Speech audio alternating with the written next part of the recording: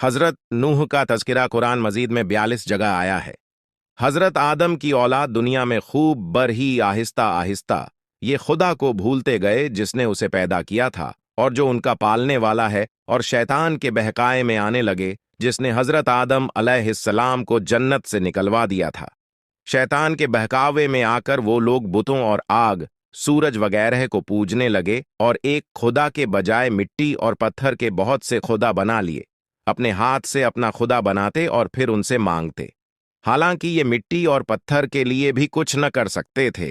उनके लिए क्या करते? अल्लाह ताला, जो अपने बंदों से बड़ी मोहब्बत रखता है, उसको ये कभी गंवारा नहीं कि उसके बंदे शैतान के बहकाए में आकर अल्लाह के अलावा किसी और की इबादत करने लगे और उसकी सजा में मरने के बाद दोजख में जले। अल्लाह पाक ने हज़रत नूह अलैहिस्सलाम को अपना नबी बनाकर भेजा। उस जमाने में लोगों की उम्रें बहुत बड़ी बड़ी होती थीं। हज़रत नूह अलैहिस्सलाम 950 साल तक अपनी कौम में बज करते रहे कि ऐ लोगो, सिर्फ एक अल्लाह की इबादत करो और मेरा कहा मानो, वो तुम्हारे गुनाह बख्श देगा। लेकिन लोगों ने हज़रत नूह अलैहिस्सलाम की बातों को न माना और अपने कानों में उंगलियां दे लीं और कपड़े ओढ़ लिए ताकि हज़रत नूह अलैहिस्सलाम की आवाज़ कानों तक न पहुंचे। हज़रत नूह अलैहिस्सलाम ने हिम्मत न हारी। वो बराबर समझाते रहे और कहते रहे, ऐ लोगो, अल्लाह से मुआफ़ी मांगो, वह बड़ा मुआफ़ करने वाला है। वह तुम पर आसमान से बारिश बरसाएगा ताकि तुम खूब अनाज पैदा कर सको और उसके जरिए से बड़े बड़े बाग पैदा कर देगा, इनमें नहरें पैदा कर देगा, तुम्हें माल और दौलत देगा और बेटे देगा। तुम्हें क्या हो गया है कि तुम खुदा को नहीं मानते? हालांकि उसने आसमान बनाए, चांद और सूरज बनाए। उसने तुमको मिट्टी में पैदा किया और फिर उसी मिट्टी में एक दिन तुम मिल जाओगे और फिर कियामत के दिन उसी मिट्टी से तुमको दोबारा जिंदा करेगा।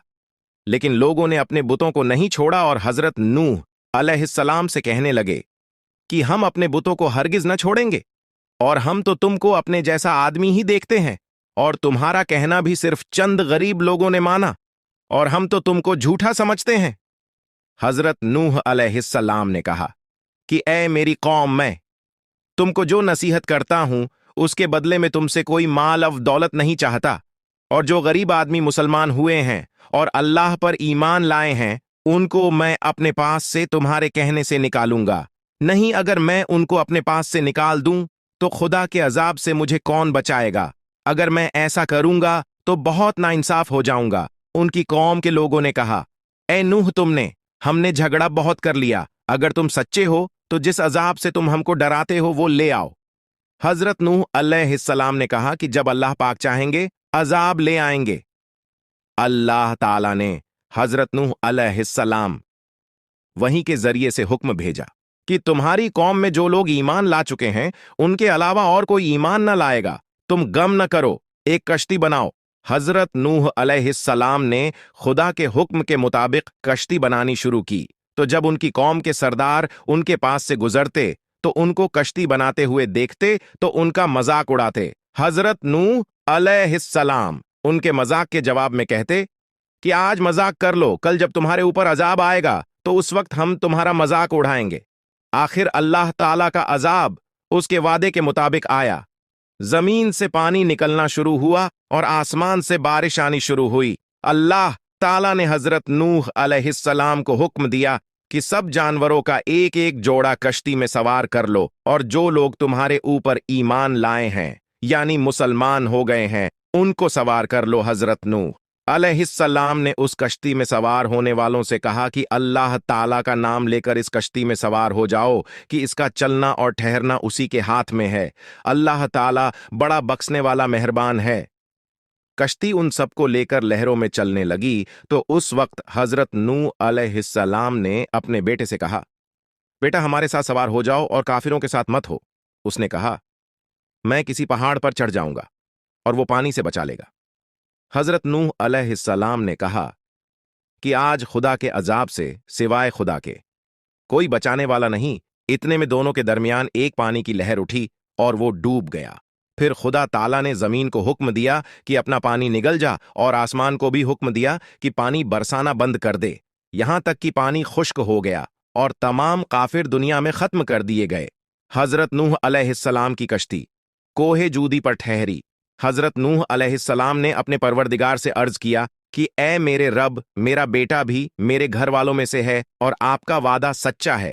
یعنی حضرت نوح علیہ السلام کا مطلب تھا کہ اے اللہ تعالی، آپ نے وعدہ فرمایا تھا کہ تیرے گھر والوں کو اس طوفان سے بچا لوں گا، پھر میرا بیٹا کیوں ڈوبا؟ تو خداوند تعالی نے فرمایا کہ اے نوح، تیرا بیٹا تیرے گھر والوں میں سے نہیں تھا، کیونکہ اس کے عمل اچھے نہیں تھے۔ میں تجھ کو نصیحت کرتا ہوں کہ ایسی بات نہ کر جو تیرے علم میں نہیں، اس لیے کہ کنعان اللہ کے علم اجلی میں کافر تھا اور یہ بات نوح علیہ السلام کے علم میں نہ تھی۔ حضرت نوح علیہ السلام نے اللہ پاک سے توبہ کی اور اپنے کہنے کی معافی چاہی۔ اللہ پاک نے ان کو معاف کر دیا اور حکم دیا کہ اے نوح، ہماری طرف سے سلامتی اور برکتوں کے ساتھ اتر۔ اس کے بعد حضرت نوح علیہ السلام کی امت سے دنیا بسی اور آہستہ آہستہ ان کے بال بچے آباد ہوتے گئے۔ یہ سب لوگ خدا تعالیٰ کی اطاعت کرتے رہے۔ زمانہ گزرتا گیا اور آہستہ آہستہ شیطان نے پھر بہکانا شروع کیا، تو یہ لوگ خداوند تعالیٰ کو بھولنے لگے۔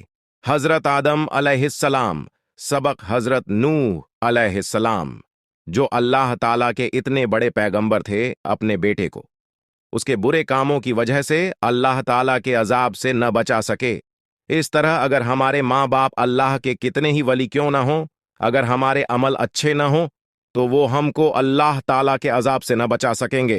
ہم کو اپنے بزرگوں کے نیک عمل کا سہارا نہیں لینا چاہیے، بلکہ اللہ تعالیٰ اور اس کے رسول کے بتائے ہوئے کاموں پر عمل کر کے نیک بننا چاہیے۔